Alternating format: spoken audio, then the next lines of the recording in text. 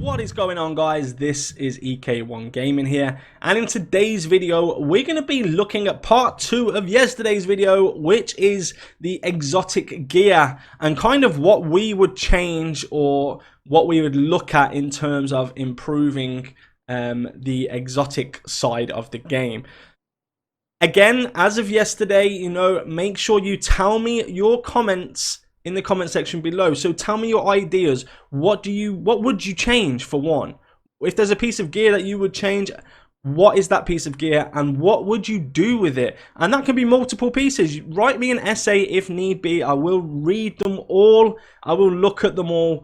And basically we'll have a discussion, because this is just my personal opinion. It's not like set in stone. Doesn't mean I'm right and you're wrong. It just means this is what I think personally. So the first thing that we're going to get into is some talents that I would kind of change. And one of those talents is on the new mask. It's called the Vile mask, which is built, for that status effect build. The same status effect build that is actually being nerfed to the ground. So it's kind of pointless at the moment, in my opinion, of course. So for me, I'd personally change the 50% to 75%, given the incentive to use this with a CC build or a status effect build, which is going to do a lot of damage, because if you go out of your way to use an exotic, I believe you should gain something from using that exotic, especially if this is going to be like, hard to get, or I think it's going to be in the season. I'm not sure, but I'm assuming it's going to be within the seasons, just like the Coyote's mask was. But yeah, because they're nerfing all of the kind of status effect side of the game, I really feel that the Vile mask should actually buff it up a little bit to maybe make it somewhere around what the status effect builds used to be, or if not a little bit better, maybe just as a reward for actually using the mask. Now, next up, we are going to look at the Tardigrade, which is the chest piece. And honestly, I mean, I like this chest piece. I think this is really good. However, the one little downfall for me is the 45 seconds. It's quite long, especially if you're in like DZ and time to kill is still broken. Even on PTS phase 2, time to kill is still terrible. You still get dropped one shot or a couple of shots and you're dead. There's no really, unless you're using the Bulwark gear set, you're pretty much going to get mounted quite quick, in a way. Now, this, 45 seconds to me is too much. I really think that it should be down to 30 seconds. So every 30 seconds, you can give your allies the armor buff. And it lasts for 10 seconds, which is cool. I like the idea of this chest piece. I really do like the idea of it. I think it's probably one of the best exotics that we've got for general play, for team play, which the game doesn't really encourage at the moment. I'm hoping that it's going to change with the new gear sets. But, we will see. Now, this one is a big issue. Because it's broken. It doesn't actually work. It doesn't do what it says. So, this is the Dodge City Gunslinger holster. Basically, you keep it like holstered, right? Keep your pistol holstered. Pull it out when it's got a full stack, which I'll show you in a second. When it's got a full stack, you pull it out, you shoot the target, and it gives you like a big damage buff per stack. And then basically it says it will deal a headshot damage to anywhere you hit. Well, that's where it's not working, because when I hit the head, I hit for 3.4 million. Then I did it all again. This is non-crit, by the way. When I did it all again, I didn't crit on the body, and it was half of that amount. So it's not giving me the headshot damage to the body like it should be.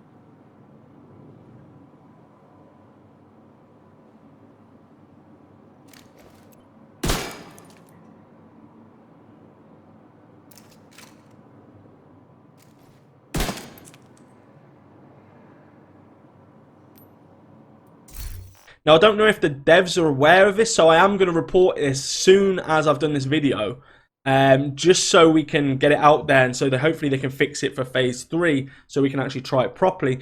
But I do think, honestly, this is going to be a big deal in the DZ. I really do. With the shield, the Regulus, oh man, I mean, you've seen the video that I did on this with the regular. So if you didn't see that, I'll link the video here. But I did a video of just these two items together, just on a DPS build. And the explosive damage and stuff like that is crazy. It's literally like melting people left, right, and center. So it's definitely going to cause big problems. But at the moment, it's not, because it's actually not working properly. So the last thing on the list of like talent changes is the Sawyers knee pads, because when they reworked the Sawyers knee pads, everyone kind of got excited about it. We're going to get loads of damage. Yes, it's going to be so good. And then they were really disappointed. I mean, I don't really know many people that use Sawyers knee pads. Even in PvE, I thought I would use it, but you actually move more than you realize, even when you're in cover. There's that many explosions coming up left, right, and center. I know this stops the staggering, but you still tend to move. So basically, for me, the change to the knee pads would be not without moving. So it stacks up to 10 until you start moving. I would have it, it's just if you're in cover, it's gaining stacks. It doesn't matter if you move, but as long as you're in cover, you're gaining those stacks. And then put like, I don't know, put a 20-second cooldown or 30-second cooldown after you've come out of cover. You know, so you can't just keep spamming the cover. But to me, when you move, it goes for 10 seconds. It's not cool. Like, it's not something that I would use. It's kind of like an anticlimax when it came to it. It really wasn't that great at all, you know, after we really look forward to getting it. So for me, that's what I would change on this. Again, make sure you just, when you're in cover, you're getting the stacks. And then when you come out of cover, you lose it for a little bit longer than 10 seconds, maybe 20 seconds or 30 seconds even. I think that's quite reasonable. For PvE and PvP, really, if you're sort of in PvP with your team and you're hiding behind a card with your rifle or whatever, you should be able to gain those stacks for being in cover. And what I kind of don't like about it is, why is it blue stats but then gives the damage, you know? I'm a strong believer in damage and damage. Armor and armor. I see what they're trying to do with this. They're trying to say you can stack armor, but we'll still give you more damage, which is kind of cool if you want to put like a hybrid build. However, that's not really a thing as of yet in the division. Maybe that's something that will come later on. But I would like to be able to like. This brings me on to my next thing with this is recalibration. I would like to be able to change something here. If I want that as, you know, as a red as weapon damage, then I should be able to have that as weapon damage. Or if I want to change any of these to crit chance, crit damage, I should have that chance. So to me, recalibration on exotics is a must. Like, we need to be able to roll one thing. I get when there's a certain thing that you've got, you know, like if it's something specific that you have got, like on the, I don't know, on the bighorn, say crit damage, say that you have to have crit damage on the attribute. I get that, but why can't I change one of these? Like, why can't I up? Yeah, I know you can recalibrate all three, but what if I want to change one completely? Like, I just think they need to address the fact that we don't always want weapon handling headshot down, you know, or you can keep re-rolling, but really I might just want to change one thing. I might not want headshot damage there. I might want to put crit damage there, crit chance there. So let me have that opportunity to recalibrate one attribute, the same as we do now. And hopefully kind of that will encourage people to use exotics more as well, because at the moment, I mean, in any of my builds, I don't use any exotic. The only exotic I use is the Eagle Bearer on my Eagle Bearer build, but that is it. Apart from that, I don't actually equip any exotic items, which is kind of a shame because I've worked hard to get all of those exotics, but now I don't use them because they seem useless in the kind of builds that I play. Again, probably if I was doing like a skill build, etc., I would use the BTSU gloves, of course. But that's probably it. Like, honestly, the rest of it's not really for me to run. Don't get me wrong, I love it when one of my teammates has got the tardigrade on, etc. But would I run it? No, unfortunately not. So guys, that is going to be the end of this video. I hope you've enjoyed both videos, the one from yesterday with the weapon changes and the one today where I recommended some gear changes. Again, don't think that I'm telling you what you should think.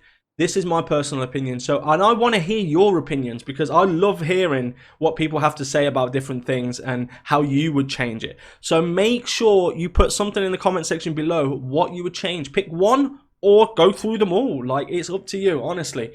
Now, hit the like button, hit the subscribe button as usual. A lot of you are subscribed. There's only around 50% of the viewers that are not subscribed. So if you're one of those 50% that are not subscribed, consider subscribing. You know, just take a look at the content. If you like the content, consider that subscription. I'm not saying you have to subscribe to watch my videos. I appreciate all of your support.